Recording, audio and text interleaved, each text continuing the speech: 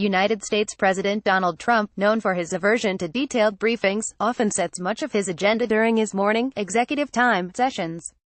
However, he isn't the only world leader with a cable TV package. North Korean leader Kim Jong-un is apparently another consumer of American news coverage.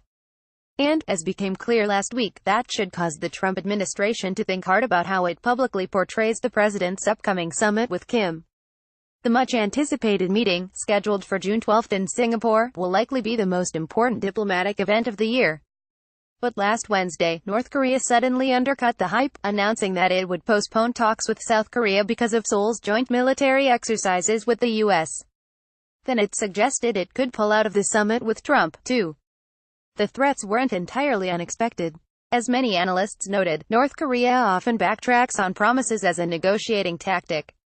Noted writer and editor Allison Evans tweeted, "One reason North Korea just won lots of photos and an hour of footage from the Kim-Moon summit. Kim Jong-un doesn't need another photo op just yet." But later, North Korea released another statement that presented more significant objections to the Trump administration's view of the Singapore summit. Complaints seemed to come in response to cable news appearances by U.S. officials. This past week, U.S. Secretary of State Mike Pompeo and National Security Advisor John Bolton appeared on TV talk shows and discussed Trump's plans for his meeting with Kim. Pompeo reiterated to Fox News that the U.S. would demand the complete, verifiable, irreversible denuclearization of North Korea, while Bolton told CNN that North Korea is in a weak position due to Trump's maximum pressure policy of economic and diplomatic isolation. And while he didn't mention it in recent days, Bolton has previously touted the example of Libya's denuclearization as potential precedent. In 2003, the then dictatorship in Libya agreed to give up its nuclear efforts in order to get relief from U.S. sanctions and repair its moribund economy. "I think we're looking at the Libya model of 2003-2004, he said to CBS News last month. That's a controversial assertion in Pyongyang, considering former Libyan leader Muammar Gaddafi died in 2011 and his country has been ravaged by conflict since. And North Korea has apparently been paying attention." Pyongyang's latest statement, nuclear negotiator and current Vice Foreign Minister Kim Jong-un took aim at high-ranking officials of the White House and the Department of State, including Bolton, for their comments.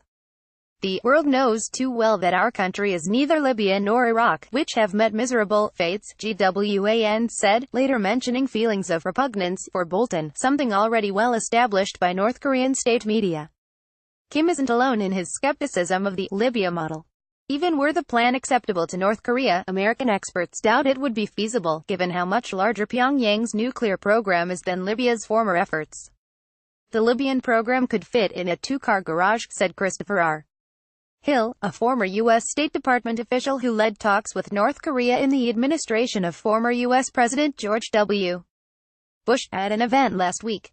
"I don't think Libya has much to do with it. If the criticism of Trump's national security advisor was designed to sow dissent in the ranks, it may work. Trump doesn't like being undercut by his staff members, and Bolton's message is more aggressive than Trump's recent conciliatory tone towards Kim.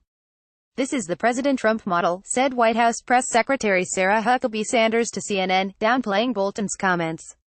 North Korea may demand Bolton be kept home from the Singapore talks, something it also did in 2003. More broadly, North Korea is letting the world know that it doesn't view the aim of the Singapore summit as Washington does.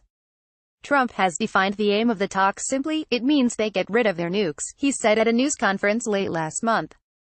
In reality, denuclearization can mean several things, including North Korea's opinion that denuclearization means the U.S. should give up its own nuclear weapons in the region.